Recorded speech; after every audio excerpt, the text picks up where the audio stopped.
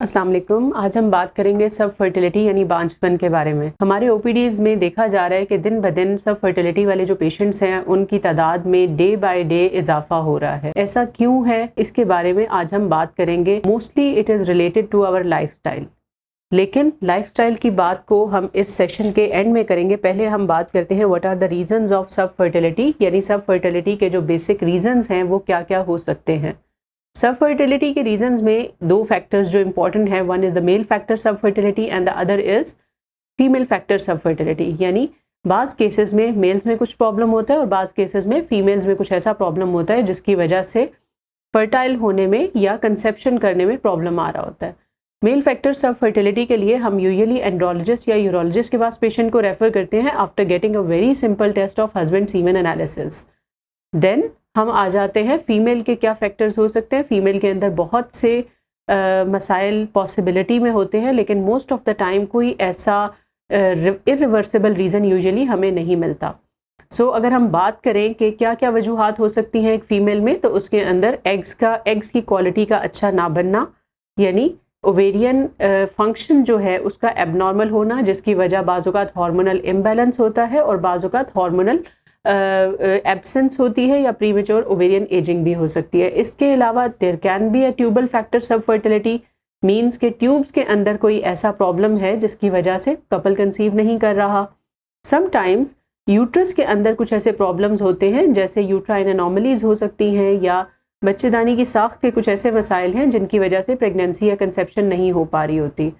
In a small percentage of the cases, like 10 to 20% of the cases, ये possibility है कि mail और female दोनों बिल्कुल नॉर्मल हैं और उनके अंदर किसी भी किस्म के टेस्ट में कोई प्रॉब्लम नहीं आ रहा, but still the problem of subfertility is there. We call it as a unexplained subfertility, या ऐसा बांझपन जिसकी कोई भी वजह नहीं मालूम की जा सकती।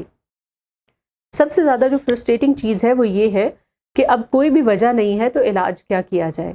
ऐसे पेशेंट्स को हम यूजुअली एडवाइस करते हैं कि आप अपने डॉक्टर के साथ, अपने गायनेकोलॉजिस्ट के साथ जो आपका एक लाइजॉन है या आपके जो चेकअप्स हैं आप उनको कंटिन्यू करें। इन एडिशन टू दैट हम उन्हें बहुत सी लाइफस्टाइल मैनेजमेंट या लाइफस्टाइल के बारे में एडवाइस करते हैं। For example, to adopt a very healthy lifestyle, कि वो एक्सरसाइज करें, रेगुलर वॉक करें, अपने बॉडी वेट को मेंटेन करें और अपनी डाइट को थोड़ा सा मॉडिफाई कर लें। डाइट मॉडिफिकेशन में हम उन पेशेंट्स को गाइड करते हैं उन फूड्स के बारे में जो कि नेचुरली फर्टिलिटी को बूस्ट करती हैं। यहाँ पर एक चीज़ बहुत ज़्यादा क्लियर कर दूँ कि जिस तरह मेडिसिन एक फौरी इफ़ेक्ट लेके आती हैं, अपना जो फूड है उसको over the period of 3 to 6 months use करना होता है ताकि उसका कोई प्रॉपर इफ़ेक्ट देखा जा सके। आज के दिन में हमने जो बेसिक बात करनी है वो फर्टिलिटी बूस्टिंग फूड के बारे में करनी है। एक और चीज़ यहाँ पे क्लियर कर दूं कि ये फर्टिलिटी बूस्टिंग फूड सिर्फ खातून ने इस्तेमाल नहीं करने बल्कि कपल ने एज अ होल इस्तेमाल करने हैं, बिकॉज हमें जो फर्टिलिटी को बूस्ट करने की ज़रूरत है वो एक मेल में भी ज़रूरत हो सकती है और एक फीमेल में भी ज़रूरत हो सकती है।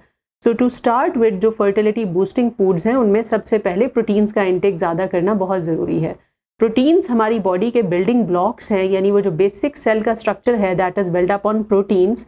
यही वजह है कि अगर आप प्रोटीन डेफिशिएंट हैं तो देयर आर चांसेस कि जो गैमीट्स बन रहे हैं या जो मेल और फीमेल के स्पर्म्स एंड एग्स बन रहे हैं उनके अंदर कोई प्रॉब्लम आ रहा है। सो प्रोटीन्स के अंदर lean meat is very important. आप रेड मीट को अवॉइड करेंगे, लेकिन आप वाइट मीट जिसके अंदर चिकन आ जाएगा या फिश आ जाएगा आप उसका यूज़ कंटिन्यू करेंगे। इसके अलावा eggs are very good source of protein, so you can use eggs as well. जहाँ पर हम इन सब प्रोटीन्स की बात करते हैं उसमें सीड्स बहुत इंपॉर्टेंट है। For example sunflower seeds, they are very important और very useful to boost fertility.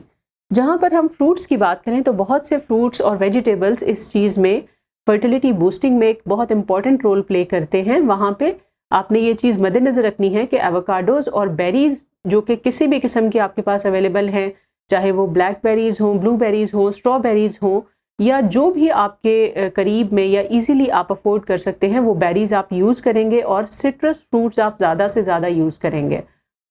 इन सब डाइट्स को यूज़ करने का जो एक टाइम पीरियड है, मैं दोबारा रिपीट कर दूं कि वो 3 to 6 months है।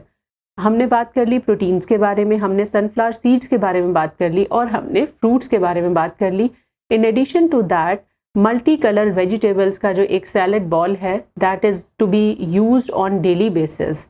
इन एडिशन टू दैट आप कोशिश करें कि आपकी डाइट के अंदर दूध, दही और चीज़ का इस्तेमाल भी ज़्यादा से ज़्यादा हो ताकि हेल्दी फैट्स आपकी बॉडी को मिले और जो फर्टिलिटी जिसका कोई भी रीज़न अभी तक आइडेंटिफाई नहीं हो सका उसको बूस्ट करने में हेल्प किया जा सके। सब फर्टिलिटी ना सिर्फ एक कपल के लिए बहुत ज़्यादा साइकोलॉजिकली डिस्ट्रेसिंग है बल्कि आपके सोशल इंट्रैक्शंस को भी सम टाइम लिमिट कर देता है क्योंकि सोसाइटी में इसके बारे में बहुत से टैबूज जनरेट हो जाते हैं।